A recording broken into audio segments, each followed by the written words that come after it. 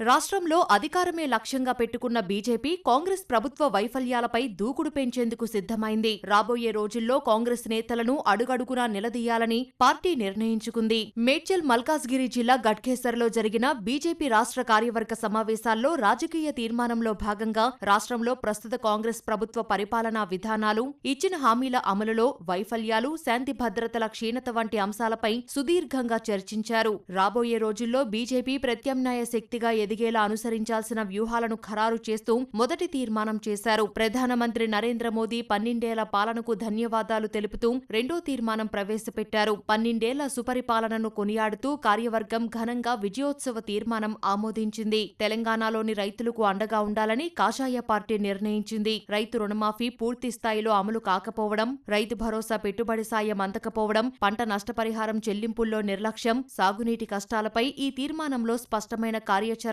సిద్ధం చేశారు. ఈ 3 తీర్మానాలను ప్రధాన అస్త్రాలుగా చేసుకుని రాబోయే రోజుల్లో రాష్ట్ర ప్రభుత్వంపై క్షేత్రస్థాయిలో ఉధృతమైన పోరాటాలు చేయాలని పార్టీ నిర్ణయించింది. కేవలం హైదరాబాద్కే పరిమితం కాకుండా ప్రతి గ్రామంలోనూ ప్రజా సమస్యలపై ఉద్యమించాలని శ్రేణులకు నితిన్ నబీన్ పిలుపునిచ్చారు.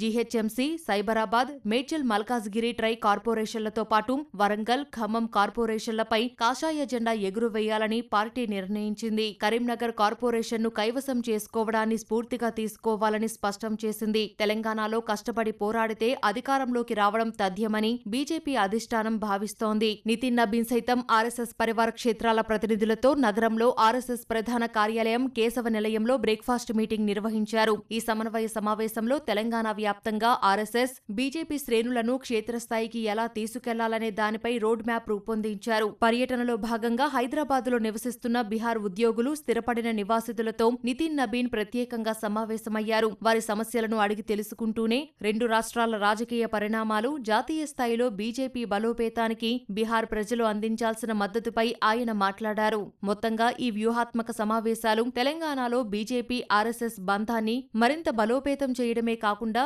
రాబోయే ఎన్నికలకు పార్టీని సమాయత్తం చేసే దిశగా అడుగులు వేస్తున్నట్లు స్పష్టమవుతోంది. 3 రోజుల పర్యటనలో నితిన్ నబీన్ ఇచ్చిన ఆదేశాలను రాష్ట్ర నాయకత్వం ఏ మేరకు అమలు చేస్తుందో చూడాల్సి ఉంది.